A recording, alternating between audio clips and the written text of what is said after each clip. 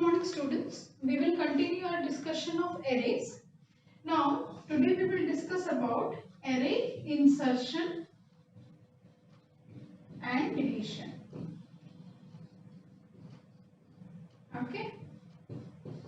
So in the last class we discussed about how to declare and initiate an array, how to perform modifications in array, or how to compute something out of an array, how array are stored, how they are accessed through the index. We learned all of these.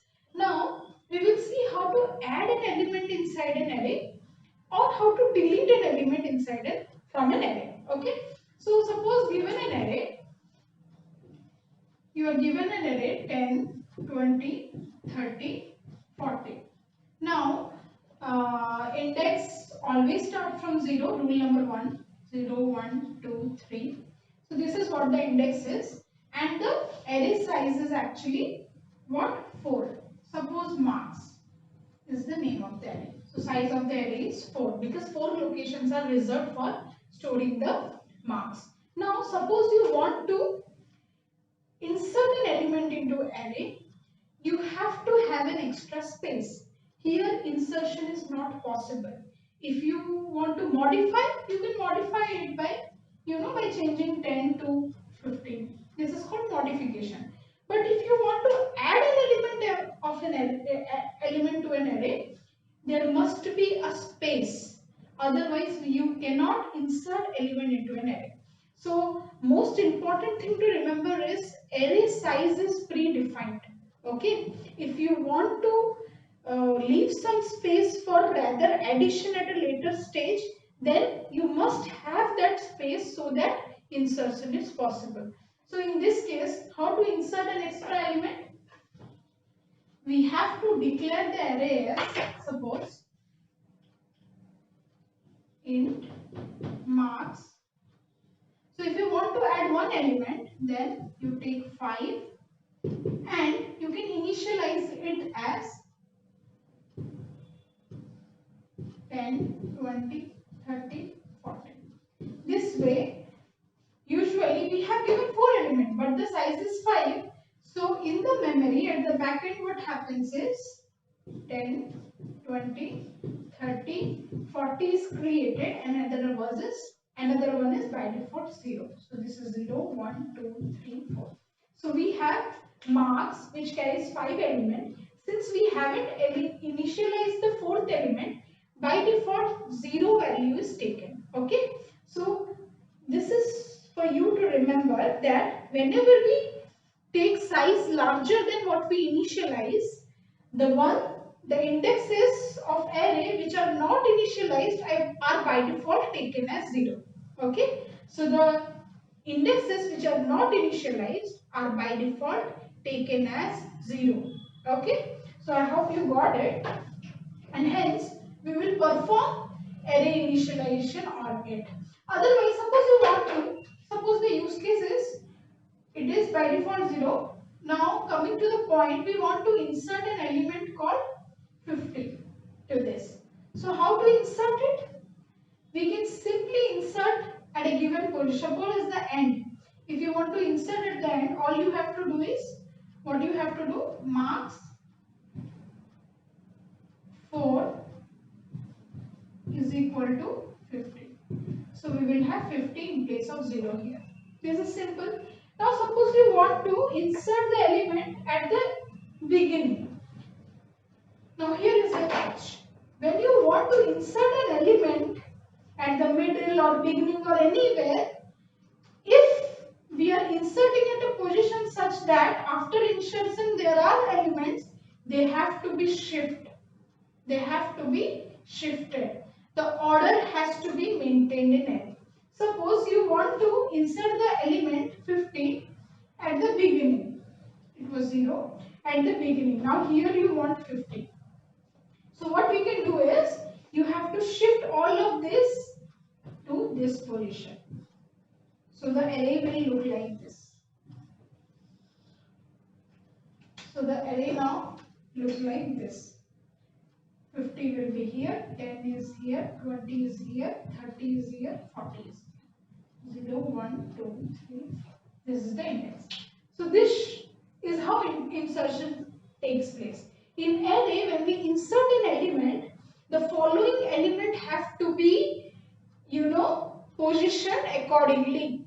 All of the element following the inserted element have to be shifted, and there must be space. That's why space you have to take care beforehand, because in C, array size is always predefined. Okay, array size in C is always predefined. You have to define the size beforehand. Okay, so this is how it happens. So just let's write a program to achieve this. Okay, so what is our use case? Our aim is to insert an element at the beginning of an array. Okay, so let's write a program for this so that it will become clear for you. You know the logic, how it has to be worked.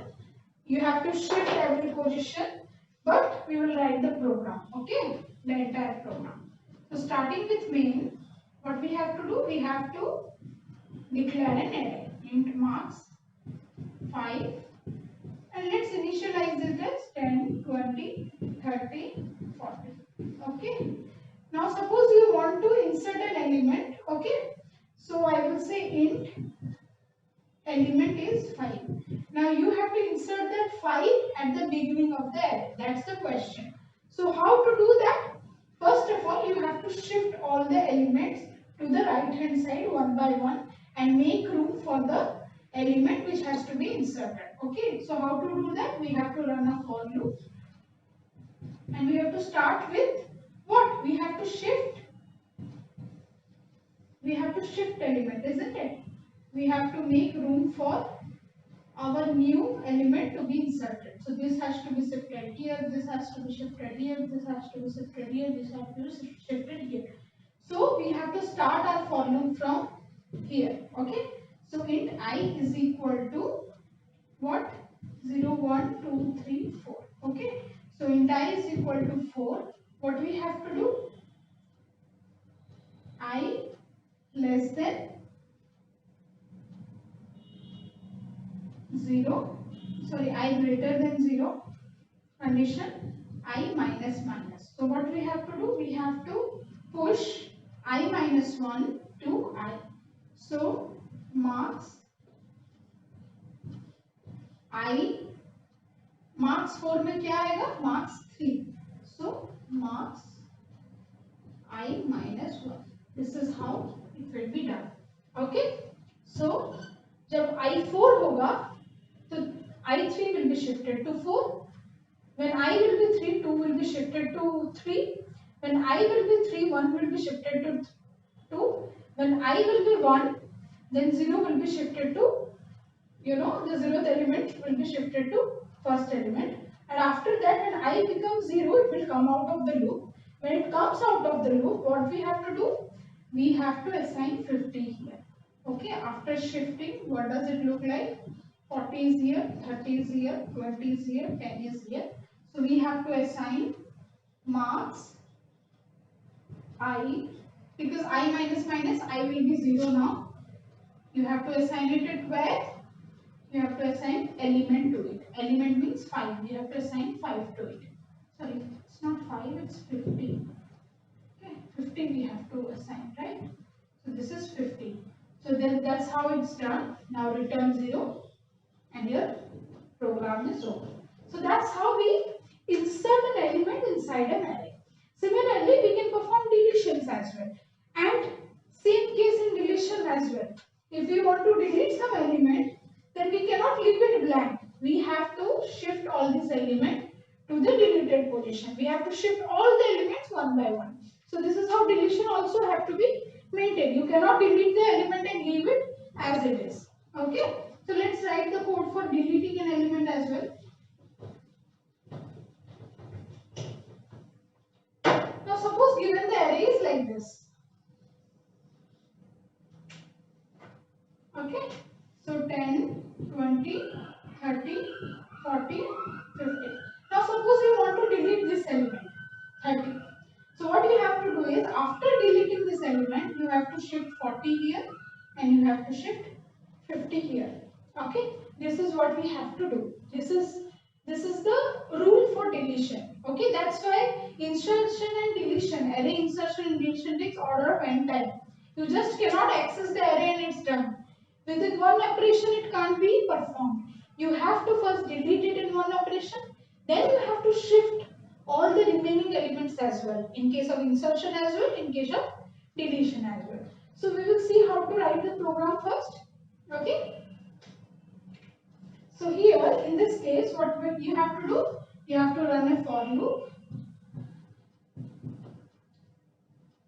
After deletion, suppose you deleted at I is equal to 0, 1, 2, 3, 4. So at 2 you deleted. So what you have to do? Starting from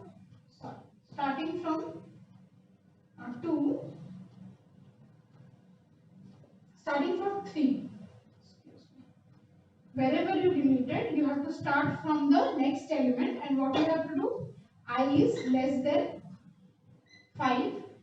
5 means the number of element. N is equal to 5 here. I plus plus you have to move on, and what you have to do is inside the for loop you have to marks I will be marks I minus 1 will be allotted as marks I. Okay, so this is what it happens. 3 is shifted to 2 and 4 is shifted to 3. Okay, and when it becomes 5, it comes out of loop and our job is done. This will by default take the value of 0. We need not explicitly assign 0 to it. So that's how deletion takes place. So I hope you understood the array insertion and deletion process, and in the next class we will see how to access the address of array elements. Okay. There are various ways to arrange elements in an array. There are multi-dimensional arrays. How to access the address of those array elements, we will study it in the next class. If you have any doubt, post it in the comment section, and thank you. That's all.